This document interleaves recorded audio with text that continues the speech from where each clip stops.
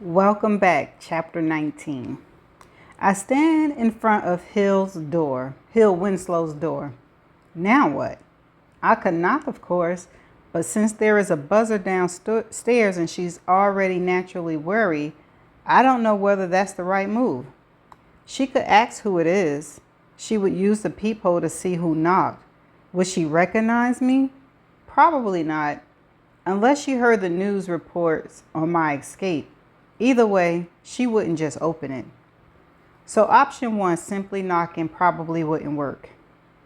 I wear a Yankees baseball cap I brought from a street vendor on 6th Ave, so if she ends up describing me, she wouldn't know that my head is shaved. I plan on ditching it after I visit Hill. Option two, I could try to kick the door in, or I don't know, shoot my way in? But come on, like she wouldn't scream bloody murder. Like none of the neighbors will report the sound of gunfire. Option two was a dumbass non-starter. Option three, I didn't really have one yet, but I couldn't just keep lurking in the corridor like this. Someone would spot me and wonder what I was doing. I hadn't really thought this through, had I? I spent all those hours today, in a car with Rachel, and I hadn't come up with a solid plan. Now I'm paying the price. There is a door to the fire stairs to my left. Maybe I could hide there and try to keep an eye out for her opening the door. But it's getting pretty late. Harriet is in her 80s. Okay, that answers that question. She's in her 80s. Will she be going out again tonight? Probably not. I am still debating my next move when I see the doorknob of 4B start to turn. Someone is opening the door. No plan, so I work on pure instinct. I don't know why the door is opening right now, though. I suspect that perhaps Hild was curious about the purported package left in her vestibule and had decided to venture out to retrieve it. Doesn't matter. I don't hesitate. As soon as the door opens a crack, I throw my shoulder against it. The door flies open. I worry for a moment that I've been too aggressive, that I've knocked an old woman down with a heavy door, but when I burst through, Hild is still standing there wide-eyed. She backs up and opens her mouth to scream. Some primitive part of my brain has taken over, and so again, I don't hesitate. I hurry towards her and clumsily yet firmly cover her mouth with my hand. With my foot, I kick the door closed behind me. I pull her towards me so that the back of her head pressed up against my chest, my hand still covering her mouth. I don't want to hurt you, I whisper. Did I really just say that? If so, I don't think my words offer much comfort. She squirms and grabs hold of my hand. She fights back. I hold on hard. I want to be kind here, rational, polite, but I don't see how that approach will help me or Matthew in any way. With my free hand, I pull out my gun and show it to her. We just need to talk, okay? Once I get the truth, I'm out of here. Nod if you understand. With the back of her skull still against my chest, she manages a nod. I'm going to take my hand away now. Please don't make me hurt you. I sound like something out of an old movie, but I really don't know what else to say and how to handle the situation. I let her go and hope to hell she doesn't scream, because I'm not going to shoot her if she does. I'm not going to hit her with a button or any of that either. Or will I? Hild lied about me. She lied under oath and helped convict me of killing my own child. So how far will I go? I hope she doesn't press me into finding out. Hild turns to me. What do you want? Do you know who I am? I ask. You're David. Her voice is surprisingly steady, confident. She doesn't look away. She isn't exactly defiant, but she doesn't look frightened or intimidated either. Oh, really? What are you doing here? Hild asks. You lied. What are you talking about? At my trial, your testimony, it was all a lie. No, it wasn't. There really is no choice here. I lift the gun and press it against the old woman's forehead. I need you to listen to me, I say, hoping my voice doesn't crack. I have nothing to lose. You understand that, right? If you lie to me again, if you don't tell me the truth, I'm going to kill you. I don't want to. I really don't. But right now, it is my son or you. Her eyes started doing the rapid blinking thing. That's right, I continue. My son is still alive. No, I don't think you'll believe me on that, and I don't have time to convince you. All that should matter to you right now is that I believe it. And because of that, I will have no qualms about killing you to find him. Do I make myself clear? Okay, David. I don't know what to tell you. I hit her in the cheek with the barrel of the gun. I thought you said you wasn't going to do that. Well, he did say, oh, will I? No, this isn't easy for me to do. And no, I didn't hit her hard. It was a tap, no more. But it's enough to both get the message across and make me feel awful. You changed your name and moved away, I say. You did that because you lied on the stand and needed to escape. I'm not looking for revenge or any of that, but there's a reason you lied, and that reason might lead to my son. So I'm going to either learn why or I'm going to kill you. She stares at me. I stare back. You're delusional, Hild says. Could be. You can't possibly think your son is still alive. Oh, but I do. Hild's hands flutters up to her lips. She shakes her head and closes her eyes. I don't lower my gun. When she opens her eyes, I see a change. The defensiveness and defiance are gone. I can't believe you're standing here, David. I stay silent. Are you taping this? She asks. No. I quickly pull out my phone and show it to her. Then I drop it on the table just to emphasize the point. This is just between us. If you tell anyone, I'll just deny it. Dun, dun, dun, dun. I feel my pulse quicken. I understand. And if someone is taping this, I'm just telling a story to appease a crazy killer who is threatening me with a gun. I nod encouragingly. Hild looks up at me and meets my eye. I've imagined this moment for a long time, she says. You standing in front of me confessing the truth. She takes a deep breath. I hold mine, afraid that even the slightest movement of my part will break this spell. First off, I justified what I did because I thought my testimony wouldn't matter. You would have been convicted anyway. I was icing on the cake. That's what I told myself. I also genuinely believe you committed the murder. That was part of the sales pitch. I was helping put away a killer. And do you want to know the truth, David? I nod. I still think you did it. The evidence against you was overwhelming. That helps me sleep at night. The knowledge, the certainty that you've done it. But that doesn't really let me off the hook, does it? I was a philosophy professor at Boston University. Did you know that? I did know that. My attorneys dug deep into her background looking for something that we could use on cross-examination. I knew that she'd been widowed when she was 60, that she had 3 children, all married, and 4 grandsons. So I have studied all the ends justifying the means type rationales. I did that here too, trying to defend my action. But there is no way around the fact that my testimony sold the trial. Worse, I sold how I saw myself. Her phone buzzed then. She looks at me. I nod that it's okay to check it. No caller ID, she says. Don't answer it. Okay. You were saying? It was my daughter-in-law, Ellen. She's a physician, a Revere, an MD. I remember this from the file. She's married to your oldest son, Marty. Yes. What about her? She had, probably still has, a gambling problem, a chronic one. I didn't know that at the time. She's a respectable OBGYN, delivering all my friends' grandchildren. Marty, I guess he tried everything. Gamblers Anonymous, shrinks, therapy, controlling her access to money. But you know how it is with addictions. You'll find a way. Ellen did. She got in deep, too deep to get out of, hundreds of thousands. That's what they told me on the phone. Ellen was way behind in the money she owed, but she could get it out from under. But she could get out from under if I did them a small favor. She rubs her face and closes her eyes. Again, I stay still. You want to know why I testified against you? That's why. This man, he visits me. He is very polite, nice manners, big smiles. But his eyes, they were black, dead. You know the type.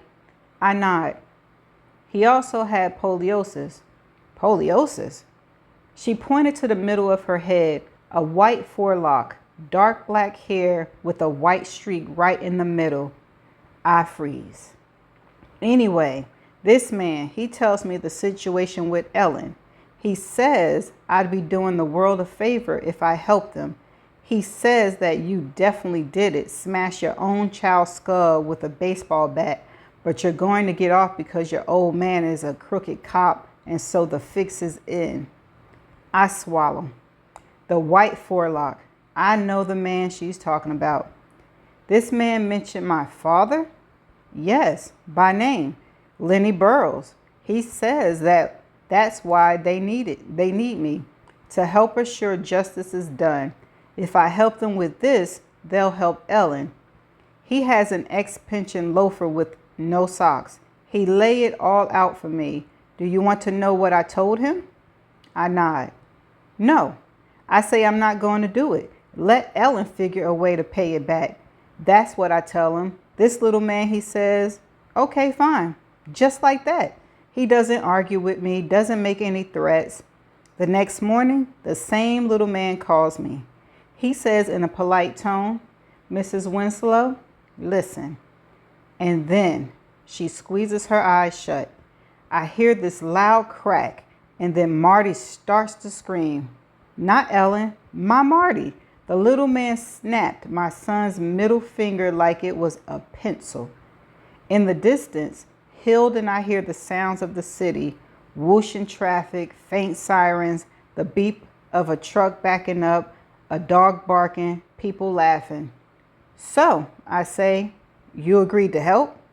I had no choice. You understand. I do. I say, even though I'm not sure that's true. Miss Winslow, what was the little man's name? What? Do you think he left a calling card? He didn't give me his name, and I didn't ask. It doesn't matter. I know who it is. Didn't you ask Marty or Ellen about him? No, never. I did what the man asked. Then I sold my house and changed my name and moved here. I haven't talked to Marty or Ellen in 5 years. And you know what? They haven't reached out to me either. No one wants to go back there. It is then that I hear someone out on the street start to shout. A young woman from the sound of it. At first, I can't tell what she's saying. Hild and I both look at one another. I move towards the window. The woman is still shouting, but now I can make out her words. Warning, the fucking cops are here. I repeat, the faces pigs are here. Someone else joins in, yelling the same, then someone else. I glance out her window and spot squad cars double parked in front of the building door. 4 uniformed cops are running to the building's entrance. 2 more squad cars come roaring down 12th Street. Oh, shit. You better get out of there. No doubt in my mind, they are here for me. I have to get out and now. I hurry back towards Hill's door, but when I open it, I can already hear the cacophony of footsteps racing up the steps. The sound grows. I hear voices. I hear the cackle of radios. They're getting closer. I hurry down the corridor to the fire door and stairs. I open the door. More voices, more cackles of radios. They're coming from both directions. I'm trapped. Hild is still standing in her doorway. Come back in, she says to me. Hurry. I don't see how I have any choice. I rush back into her apartment. She slams the door shut. Go to the window in my bedroom. She slams the door shut. Go to the window in my bedroom, she says. Take the fire escape. I'll try to stall them. No time to hesitate or even think it through. I rush towards the bedroom, toward the window, and throw it open. The breeze feels surprisingly refreshing. I wonder for a second whether the cops have the backyard covered. Not yet, at least. I think not yet. It's pretty dark below. It is also narrow, maybe 20 feet between the back of Hill's building and the back of one on 11th Street. I crawl out and close the window behind me. Now what? I start down the metal escape when once again I hear the cackle of cop radios followed by voices. Someone is below me. It's nighttime. The lighting is almost non-existent, which perhaps works in my favor. From inside the apartment, I can hear pounding on Hill's door followed by shouts. Hill yells that she's coming. I can't go down. I can't go back inside. That only leaves one route, up. I start climbing toward the 5th floor. I don't remember how many floors the building is, 5, 6 at the most. I stopped at the landing outside the 5th floor window. 5th floor. The apartment is dark, no one home. I try to open the window, locked. I debate breaking a pane with my elbow, but I can't see any way to do that without making too much noise. And even if I do, won't the police be on me pretty fast? I couldn't hide in another apartment indefinitely. Keep moving. I head up another level, hoping that the window will be unlocked there. But there's no 6th floor. I'm at the roof. I hoist myself up and onto it. My heart is pounding in my chest. Here is one cliche about a prison that is absolutely true.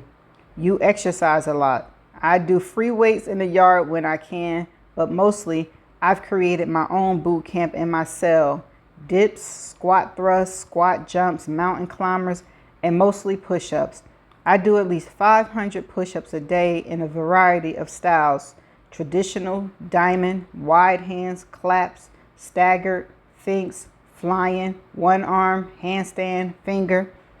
I'm not the first to note the irony of taking people serving time often for violent criminals and putting them in an environment where the only self-improvement is making them physically stronger.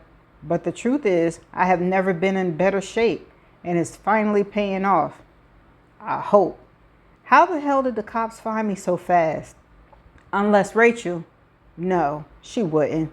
There are other ways. I didn't plan well enough. I am rushing and I am missing stuff. This is all a good reminder that I'm not as clever as I think I am. Still, here's the headline. I was able to question Hill Winslow, and I'm not crazy. She had lied on the stand. I didn't bury the baseball bat in some fake fugal state. She had lied. And I know who made her do it. I have a lead now. I have to escape. If I'm caught, whatever lead is out there will dry up. So what's my next move? I consider hiding on the roof. Hild seems to be on my side for now. She might tell the cops that she hasn't seen me. She might tell them that I had come and gone. I could just stay, wait, venture down when the coast has cleared. But would she lie to the police? Especially if they pressed her? Is she really on my side? Or has she sent me to the fire escape because she wanted me out of her building for her own safety? Is she telling them about me now? Will they search the roof eventually anyway? Was he able to pick up that phone that he put on the table? I have to believe the answer to that last question is yes. The night sky over Manhattan is clear. The Empire State Building is lit up in red, but I have no idea why. Still, it is a stunning sight. Everything is. We, of course, never appreciate what we have. That's what they say. But it really isn't that. It's just conditioning. We take for granted what we become used to, human nature. I want to revel in this for a few minutes, but alas, that's not possible. I said before that I never cared about being locked up. Matthew was gone and it was my fault, so I was content, if that's the right word, with having no life. I didn't want to feel, but now that I'm back out in the world, now that I'm tasting the city air, that electric current, that vivacity of sound, and color, my head is reeling. When the cops burst open the roof door, I am ready. I have been eyeing the jump since I got here. I don't know how many feet it is. I don't know how. I don't know if I can make it, but I am on the southeast corner of the building. I run with all my strength, my arms pumping. The wind is rushing in my ears, but I still hear the warnings. Stop! Police! I don't listen. I don't think they will shoot, but if they do, they do. I accelerate and time my steps so that I spring off my left foot just inches from the roof, northwest corner. I am airborne. My legs bicycle run in the air, my arms still pumping. It is dark on the neighboring roof. I can't see if I will make it, and for a moment, I flash back to the cartoons of my youth, wondering whether I am going to pause running in mid-air like Wild E. Coyote before I drop like a stone to the ground beneath me. I feel my propulsion slow as gravity starts dragging me down. I begin to fall. I close my eyes. When I land hard on the roof across the way, I tuck and roll. Stop! I don't. I somersault to a standing position. Then I do the same thing again. I run, I leap, I hit the next roof, then the next. I'm not scared anymore. I don't know why. I feel exhilarated. Run, leap, run, leap. I feel as though I can do this all night, like I'm freaking Spider-Man or something. When I find a roof that's totally dark, when I think I've put enough distance between me and the cops on the roof of Hill's building, I stop and listen. I can still hear the cops and the commotion, but it feels as though they are somewhat distant. The back of the building is dark, and really, how much longer can I play Spider-Man? I find a fire escape and half run, half shimmy down it until I'm about 10 feet off the ground. I stop again, look, and listen. I'm in the clear. I let myself dangle for a moment from the bottom rung to the ladder, and then I let go. I land hard, knees bent, a smile on my face. When I straighten, I hear a voice say, "Freeze!" Oh, snap. My heart sinks as I turn. It's a cop. He has his gun trained on me. Don't move. Do I have a choice? Hands where I can see them now. The cop is young and alone. He is pointing his gun towards me while he bends his neck to talk into one of those clipped-on microphones. Once he does, this backyard will be flooded with cops. I have no choice. There is no hesitation, no fake, no juke. I simply launch myself straight at him. It has been less than a second since he told me not to move. I am hoping the suddenness of my attack will catch him off guard. It is a dangerous move, obviously. He's the one pointing the gun, but the cop looks hesitant and a little scared. Maybe that will play to my advantage and maybe it won't. But what options do I have? If he shoots me, okay, whatever. I probably wouldn't die. If I do, well, that's a risk I'm willing to take. More likely, I'll be wounded and ended up back in prison. If I surrender peacefully, I end up in the same situation, back in prison. I can't allow that. So I lower my head and bull rush him. He has time to start the yell "freeze" again, but I get there before he can complete the word. It end up sounding more like "free."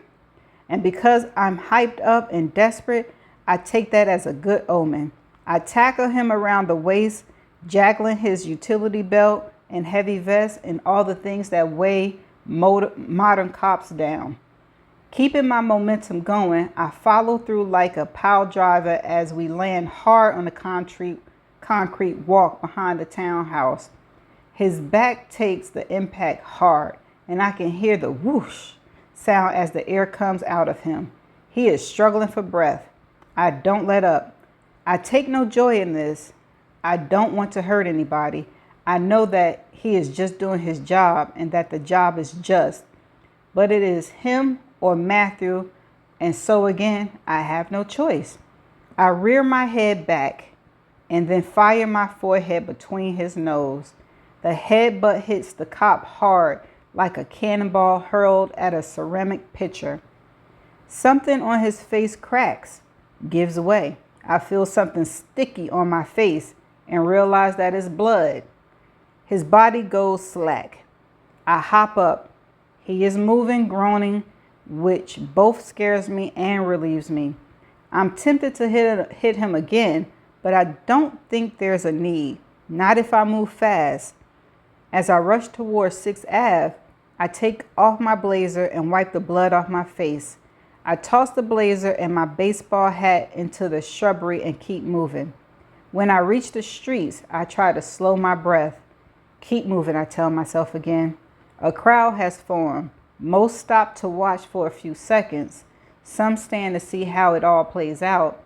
I lower my head and let myself blend in with the onlookers. My pulse is back under control now. I start whistling as I walk east, trying so hard to look casual and inconspicuous that I feel like I stick out like a cigarette at a fitness club. A few blocks later, I risk glancing behind me. No one is following me. No one is chasing me.